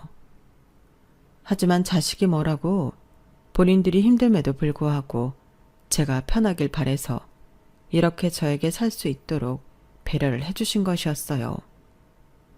그리고 사위에게 부담이 갈까봐 전세라고 하신 것이었죠. 엄마, 그런 말을 하지. 천천히 집 정리하고 여기로 들어오시라고 한 거 아니에요? 아니야, 괜찮아. 엄마 아빠 지금 집에서 조금만 더 살다가 다른 곳 알아보면 돼. 일단 네가 아기 낳고 사는데 마음이 편해야지. 거기 생활권도 좋아. 그래도 어떻게 우리가 편하게 살아. 민욱이도 고생 많이 했잖아. 아빠가 따로 회사에서는 티를 못 내시는데 이렇게라도 해주고 싶어 하셔. 엄마의 말에 눈물이 났어요.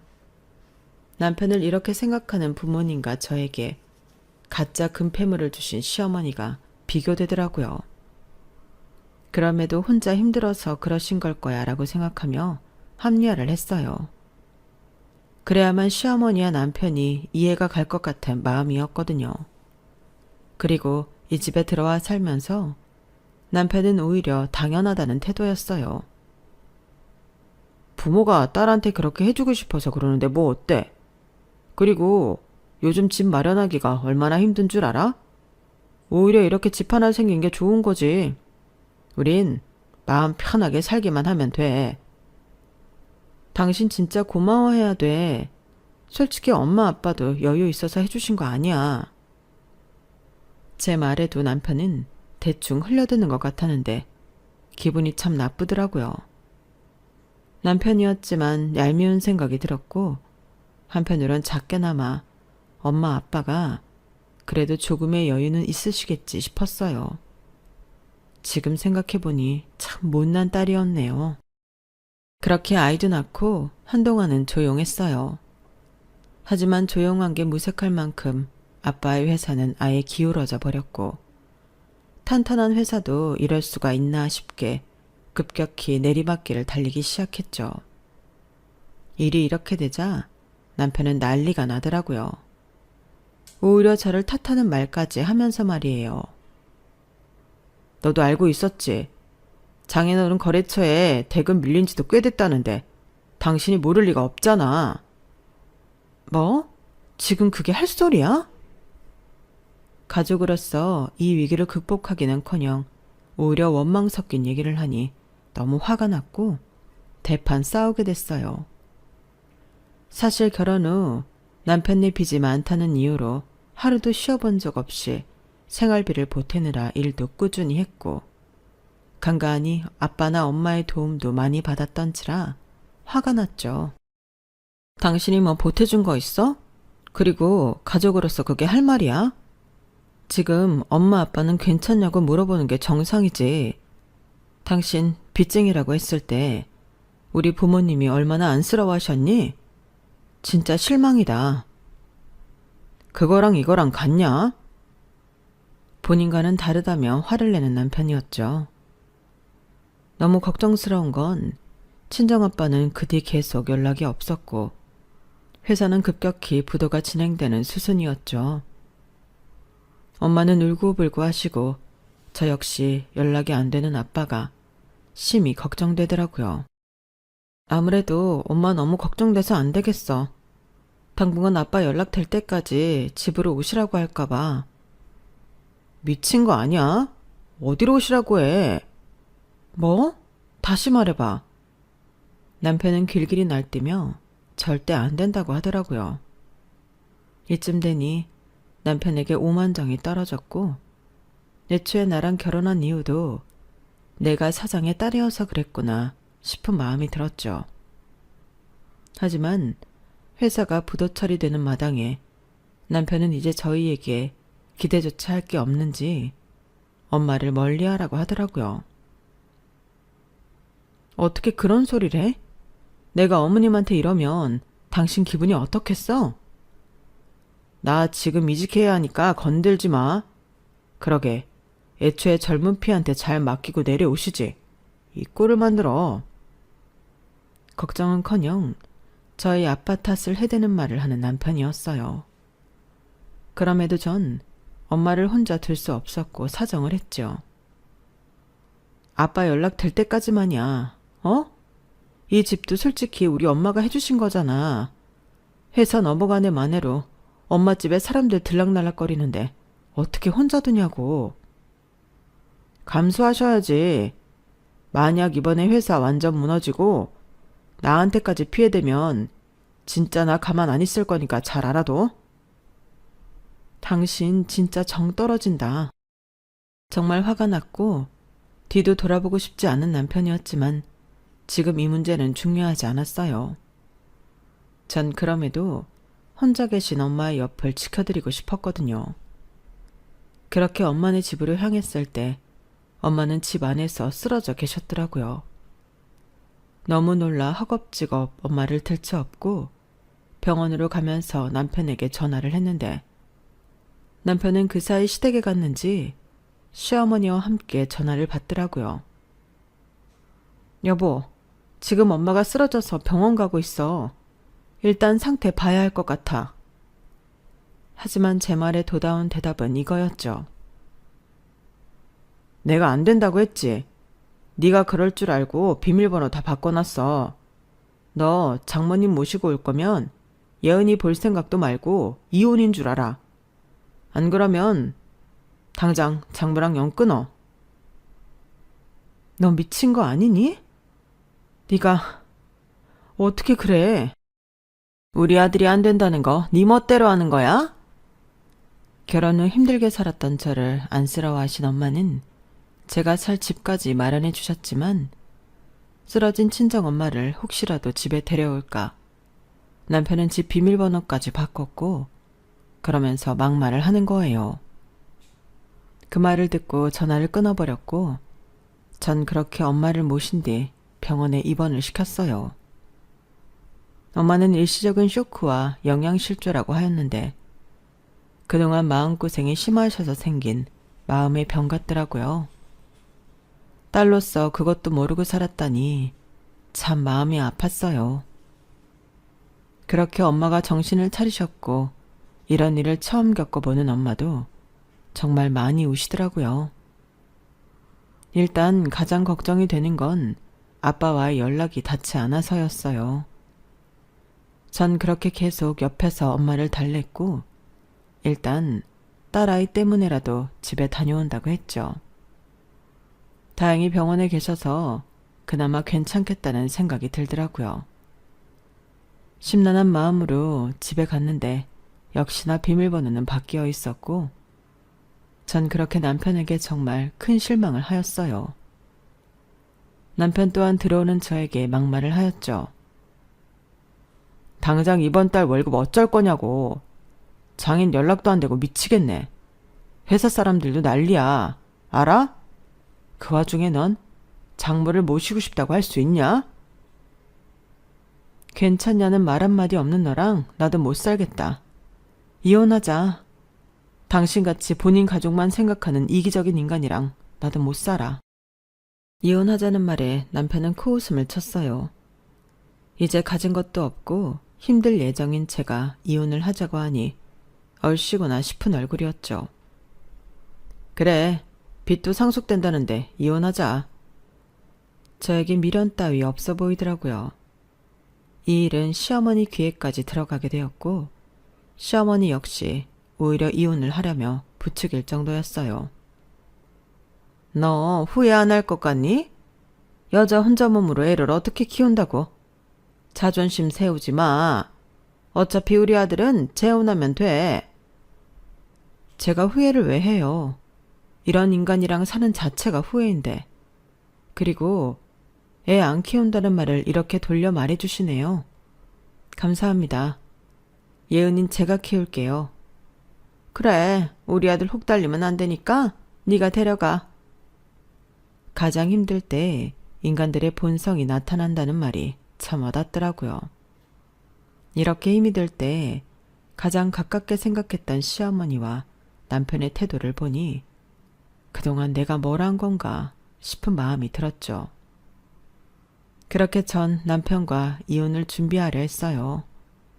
하지만 엄마가 아시면 혹시 충격을 받으실까 사실대로 말할 수는 없었고 그저 엄마 앞에서는 아무렇지 않은 척을 할 수밖에 없더라고요. 아이를 데리고 친정으로 가서 태어난 엄마를 모셨어요. 너 진짜 안 가봐도 돼? 괜찮아. 지금은 엄마가 더 중요해.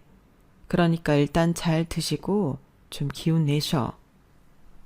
미안하다. 너한테까지 짐이 된 것 같아. 아니야. 아빠 무책임한 분 아니잖아. 그러니까 같이 기다려보자. 혹여나 엄마가 이 상황까지 알면 더욱더 슬퍼하실까봐 내색은 하지 못했는데 아무래도 연륜은 무시 못하겠더라고요. 엄마는 저와 남편 사이의 낌새를 이미 다 알아채버리셨죠. 그래서 이혼하자니? 엄마의 말에 아무 말도 할 수 없더라고요. 그렇게 잘 살 거라고 했는데 결국 돌아오는 게 이런 대우였으니 말이죠. 하지만 엄마는 그동안 저에게 힘들었겠다 하면서 엉엉 우셨어요. 그때 알아봤어. 나 너희 집 간 날 시어머니 참 속물근성 대단하더라. 사실 엄마는 그날 많이 느꼈다고 했어요. 결혼 전 상견례 때와는 다른 말투였고 처음 보는 행동이라고 했거든요. 그리고 아빠에게 여러 가지 들은 얘기가 있어서 제가 혹시라도 힘들게 사는 게 아닌가 싶은 생각까지 들었다고 하더라고요. 미안해. 내가 참 사람 볼 줄 몰랐지 뭐. 됐어. 엄마도 너 그렇게 사는 거 싫어. 오히려 많이 우신 엄마는 저의 이혼을 지지해 주셨어요. 마음이 힘든 와중에 또 제 걱정을 해주시니 참 딸로서 더욱 죄송한 마음이 들었죠. 그리고 전 속전속결로 남편과의 이혼을 진행하려 했고 남편은 이제 이혼 이야기를 오가는 사이가 되자 더욱더 거칠게 막말을 하였어요. 이제 너한테 털어갈 것도 없는데 깨끗이 합의 이혼하자. 그리고 옆에는 남편을 아주 끔찍이도 아끼는 또 시어머니가 같이 계셨는데 역시나 저를 위아래로 훑어보며 말을 하셨죠. 너 우리니까 합의 이혼으로 끝나는 줄 알아. 괜히 우리 아들 인생만 시간 끌었네. 그게 무슨 소리세요? 제가 종쳤죠. 너를 왜 떠받들고 살라고 했겠니? 그래도 회사 오너 딸이라고 뭐라도 떨어질 줄 알았더니만 결국 망해가는 회사 사장 딸이었어? 우리 아들 인생 불쌍해서 어째. 시어머니는 대놓고 속물짓을 하셨어요. 제가 뭐라고 한마디 하려는 찰나 시어머니의 전화벨이 울렸고 그전은 다름 아닌 저희 엄마가 전화를 거신 것이었어요. 그리고 그 전화를 받은 시어머니는 안색이 싹 바뀌며 말을 더듬더라고요. 아니 사돈, 지금 뭐라고요? 여보세요. 아니 끊지 마시고요. 여보세요. 엄마, 무슨 일이야? 장모님이 뭘 하셔? 아니 일단 수미야, 우리 어디 가서 얘기 좀 하자. 이게 어떻게 된 거야? 뭐를요? 더 이상 드릴 말씀 없어요. 시어머니는 갑자기 제 이름을 부르시곤 눈빛이 바뀌셨는데 제가 아랑곳하지 않자 그곳에서 갑자기 제 손을 덥석 붙잡으시더라고요. 아버지 돌아오셨단다. 그것도 아주 대단하게. 왜 말 안 했어? 시어머니의 갑작스러운 태세 전환이었고 너무 어이가 없더라고요. 제가 아는 시어머니가 맞나 싶은 마음이 들었는데 결혼 전 인자한 모습의 얼굴을 하며 제 손을 어루만지는 거였어요. 엄마, 그게 사실이야? 장인어른이 돌아오셨다고? 그리고 시어머니는 저에게 무릎을 꿇더니 오늘 일은 없던 일로 해달라고 하셨어요. 일단 우리 서로 오해가 많잖아. 그러니까 어디 가서 얘기 좀 하자. 도통 뭐가 뭔지 모르겠더라고요. 아빠가 돌아오셨다는 시어머니였고 이혼 타령하던 시어머니가 이렇게 말을 바꾸니 옆에 있던 남편 또한 시어머니를 이상하게 보기 시작했죠. 저 역시 도대체 왜 이러나 싶은 생각이 들었거든요. 엄마, 갑자기 왜 이래? 시끄러워. 너 얼른 수미 안 붙잡아? 너 진짜 수미랑 예은이 없이 살려고 그래. 남편도 이 상황을 어느 정도 눈치챈 듯 저를 붙잡으려 했어요. 전 너무 어리둥절해 두 사람을 뿌리치고 친정으로 향했어요. 친정에 도착하니 아빠의 신수 환한 얼굴이 바로 보였고 엄마는 옆에서 아빠가 돌아왔다며 참 기뻐하셨어요. 그리고 돌아온 아빠가 해줬던 얘기는 참 놀라운 이야기더라고요. 사람의 이중성은 언젠가 드러난다는 말이었죠. 아빠는 애초에 제 남편을 그렇게 좋게 보지 않았다고 했어요. 그래도 젊은 친구가 야망도 있어 보이고 내 딸을 행복하게 해준다고 했고 저 역시 남편이 좋다고 하자 결혼을 허락해 준 것이라고 했죠.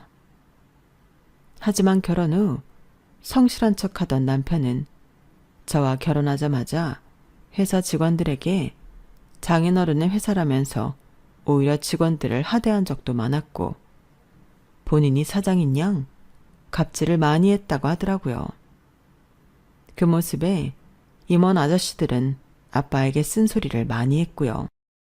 일을 회사에서 저런 식으로 하니 아빠는 남편의 진급은커녕 회사에서 거의 못 본 척 하다시피 했던 것이었고 남편은 이것이 불만이 되어 저에게도 횡포 아닌 횡포를 했던 것이더라고요. 본인 뜻대로 모든 게 되지 않으니 말이에요.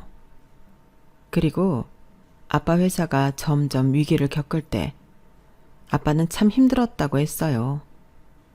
사위인이 의논하고 싶기도 했지만 남편의 성격을 알고 아무런 말도 안 했다고 하더라고요.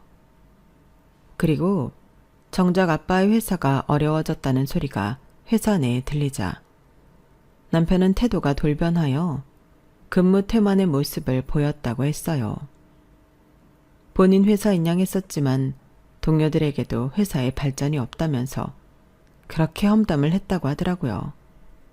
그러면서 이런 회사를 본인이 물려받는다면 이렇게는 만들지 않았다고 하면서 말이죠.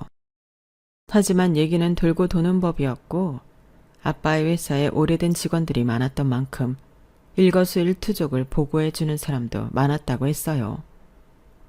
그러면서 거래처 납품을 갈 때마다 회사가 곧 망해간다는 등 오히려 거래처들을 불안하게 했다고도 했죠. 그러면서 점점 거래처에서 아빠에 대한 신용의 신뢰도도 떨어졌다고 했어요. 이런 말을 들으니 정말 화가 나더라고요. 하물며 남이라도 너무한데 일어나지 않은 일을 그렇게 떠벌릴 수가 있나 싶어서 말이죠. 회사 사정이 어려운 건 맞지만 아빠는 이번 계기를 통해 오히려 회사 직원들에게 더 회사가 어렵다는 것을 강조했고 회사 내 자금까지도 심각한 상황이라고 흘렸다고 했어요. 물론 회사가 심각했던 상황은 맞았지만 남편 또한 어떻게 나오냐가 궁금했다고 하시더라고요. 그리고 아빠는 친구이자 옛 지인을 찾아갔고 아빠에게 어려서부터 은혜를 많이 입은 지인분은 당장의 회사가 어려운 상황을 듣고 통 크게 해결해 주신 것이었어요. 뿌린 대로 거둔다는 말이 이걸 보고 하는 말이었죠. 어려서 힘든 아저씨가 아빠에게 늘 신세를 졌었는데 그 고마움을 잊지 않고 성공한 아저씨는 아빠 회사가 어렵다고 하자 단번에 해결을 해주신 것이었어요. 그러면서 회사는 어려운 위기를 이겨내고 다시금 재가동이 되었어요. 그리고 이걸 참지 못하고 당장에 부도라도 나는 듯이 남편은 저희 엄마와 저에게 그런 홀대를 하며 무시를 했던 것이었고 시어머니마저 이혼 종용을 했던 것이었죠. 애초에 저희 집 배경을 보고 선택한 모자였기 때문에 환경이 어려워진 저를 내쳐버린 거예요. 천하에 몹쓸 것. 아무것도 없는 놈 믿고 시집 보냈더니 우리 집 망할 줄 알고 내 아내랑 딸을 이딴 식으로 대해? 아빠, 그래도 우리한테 연락은 했어야지. 정말 어려워서 어쩔 수 없었어. 이미 짐작은 했지만. 그리고 이 사실을 한 엄마는 알자마자 시어머니를 만나러 간 저를 보고 시어머니에게 전화를 했던 것이었죠. 당신 아들 망하는 거 이제 뜬 눈으로 구경하셔. 내 남편 돌아왔으니 끝장났어. 라고 말이에요. 그러게 힘들 때 진짜인 사람과 가짜인 사람이 구분이 되니 전 망설일 이유가 없었고 그렇게 이혼을 진행하기 시작했어요. 남편은 계속해서 저에게 회유하듯 사과를 하였지만 제 마음은 돌아서지 않더라고요. 미안해. 내가 돌았었나 봐. 사실 아버님 회사에서 나도 한 역할 진짜 하고 싶었는데 아무리 노력해도 아버님이 기회도 안 주시잖아. 그래서 심술났나 봐. 심술? 난 아마 더 열심히 했을 것 같은데. 그러게, 내가 잘못 생각했어. 우리 사이에 예은이가 있는데 이혼은 생각해보자. 당신 합의 이혼에 엄청 찬성했잖아. 나 마음 안 변하니까 그런 줄 알아. 아이까지 걸고 넘어지며 이혼을 할 수 없다고 하는 남편이었죠. 하지만 이미 남편과 시어머니의 이중성을 확인한 이상 한시도 같이 있을 수 없었어요. 남편이 이혼을 버티는 바람에 전 이혼 소송을 하게 되었는데 결혼 후 지금까지 생활비 한 번 주지 않은 것도 많은 문제가 되었죠. 혼인 기간이 그리 길지 않았지만 저에게 위자료를 줘야 한다는 판결이 떨어졌고 양육권, 친권 모두 가져올 수 있었어요. 시어머니는 그렇게 표독하게 굴더니 법의 명령이 떨어지니 대성통곡을 하더라고요. 내가 이 나이 먹고 우리 아들 호랍이 되는 걸 봐야겠니? 네가 마음 좀 풀어라. 우리 민욱이도 반성 많이 했을 거야. 아니요. 제가 왜요? 어머님, 그 기세 어디 가셨어요? 다시 보여주세요. 내가 미안했어. 이래서 마음을 굳게 써야 하는 건데 참 추잡했다고. 이제 와서 이러면 무슨 소용인가요? 기차는 벌써 떠났는데. 그리고 회사에서도 남편은 해고 처리를 당했어요. 제 남편이 해고가 되자 일각에서는 오히려 좋아했다고 했어요. 저런 인간이 어떻게 사장 사위냐면서 뒤에서 수군거리는 사람들이 굉장히 많았거든요. 남편은 입을 반복적으로 잘못 놀린 죄로 이렇게 모든 걸 잃게 되고 말았어요. 반복적으로 거래처에 우리 회사에 대한 안 좋은 소문도 퍼뜨렸고 직원들한테까지도 회사가 망한다는 둥 이상한 헛소리를 했던 남편이었기에 당연한 결과였죠. 그리고 아빠는 괘씸한 나머지 아빠가 알고 있는 같은 업종의 회사 사장님들에게 남편에 대해 얘기했어요. 사실상 근처 같은 업종엔 얼씬도 못하게 된 셈이죠. 그제서야 남편은 땅을 치고 후회하게 됐어요. 그리고 갚아야 할 빚이 많았던 남편이었기에 시어머니 집을 팔고 지방으로 이사를 갔죠. 그곳 아는 지인의 고물상으로 말이에요. 처음 저희 부모님이 해준 집에서 나가라고 했을 때도 그렇게 빌더니면 결국 시어머니의 18평 되는 빌라마저 팔게 된 남편이었고, 본인 아들의 나락을 뜬 눈으로 본 시어머니는 여러 번 쓰러지고 일어나기를 반복했어요. 그리고 남편은 지방을 가기 전까지도 저에게 재결합을 요청했고, 아빠에게 찾아와 무릎까지 꿇고 후회를 했어요. 장인어른, 죄송합니다. 저 사회초년생 시절부터 지금까지 그래도 한 우물만 팠는데 너무 가혹하세요. 주둥이 잘못 눌린 값이지. 제가 다신 안 그럴 테니 주변 회사만이라도 얘기 좀 잘해주시면 안 될까요? 자네가 우리 애 엄마한테 어떻게 했나? 배은망덕한 놈 같으니. 제가 정말 많은 걸 깨달았어요. 저 2번은 실수 안 할 겁니다. 그러니까 한 번의 기회를 주세요. 사람은 안 변하지. 변하면 그게 사람인가? 모든 걸 받아들이고 앞으로 반성하고 살아. 이 정도 한 것도 우리 손녀 보고 참은 거니까. 아빠도 이렇게까지 하시고 싶어 하지 않으셨지만 남편이 아빠가 연락 두절됐을 때 저희 엄마에게 했던 행동들에 더 큰 충격을 받으셔서 용서가 되지 않는다고 했어요. 회사에서도 남편의 행동들이 다 퍼져 퇴사날에도 직원들의 수군거림을 받아야만 했었죠. 가뜩이나 힘들게 살았던 남편은 더 힘들게 살아가게 되었어요. 시어머니는 본인 탓이라며 그렇게 자책했지만 솔직히 남편 문제도 크기 때문에 그저 끼리끼리라는 생각이 들더라고요. 이젠 저와 엮이지 않았으면 하는 바람만이 있었죠. 그럼에도 시어머니와 남편은 빌고 또 빌더라고요.